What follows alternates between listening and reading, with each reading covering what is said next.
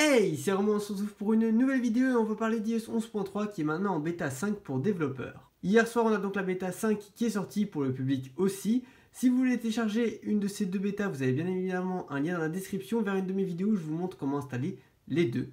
J'ai donc pu tester pendant quelques heures cette bêta sur un iPhone 6S Plus, un iPhone 6 et un iPhone 6S. Le résultat est très concluant. Alors on n'a absolument aucune nouveauté, en tout cas je n'en ai vu aucune, et Apple ne nous en indique aucune, mais on en a quand même une qui est là, c'est la rapidité et la batterie. C'est un truc dont je parle tout le temps dans mes vidéos sur les bêtas d'iOS 11, parce que c'est important et vous me le demandez énormément. Mais là on a un réel changement. D'habitude je vous dis bon par rapport à la dernière bêta et par rapport à la version officielle tout ça, ça va, c'est bon, c'est moins bien, c'est mieux. Là il y a un réel changement. Pour vous montrer, ici iOS 11.2.6 et ici iOS 11.3 bêta numéro 5. Tous les deux des iPhone 6. On va donc ouvrir les applications et comme vous pouvez le voir, l'appareil charge beaucoup plus vite. Mais c'est pas tout, toutes les applications chargent réellement plus vite.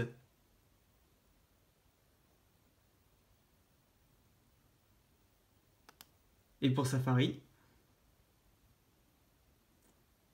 encore une fois, iOS 11.3 charge plus vite.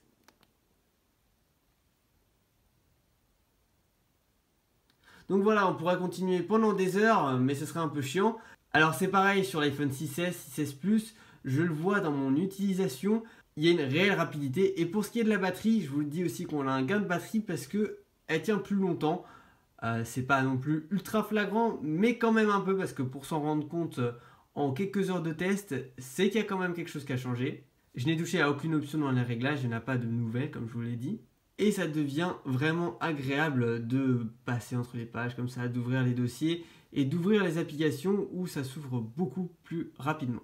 Donc voilà, iOS 11.3 arrive bientôt pour le public puisqu'il arrive au printemps. On devrait avoir encore une ou deux bêtas que je couvrirai bien évidemment sur la chaîne. Du coup, si vous êtes en bêta 4 ou une autre bêta d'iOS 11.3, je vous conseille très fortement de mettre à jour depuis les réglages. Et pour ceux qui sont en iOS 11.2.6, quand elle sortira, je pense que je vous le recommanderai. Bien évidemment, je referai une vidéo à la sortie d'iOS 11.3 pour voir si ça vaut le coup ou non. Mais en tout cas, pour le moment, c'est plutôt positif. On a pas mal de nouveautés. Et en plus, c'est une version qui va réellement sauver iOS 11. Puisque nos performances vont beaucoup s'améliorer. Voilà, j'adore cette bêta. J'espère que vous aurez adoré cette vidéo. Si c'est le cas, n'hésitez pas à la liker, à la partager autour de vous. Et bien évidemment, à vous abonner à la chaîne pour plus de vidéos. Et moi, je vous dis à la prochaine. Ciao!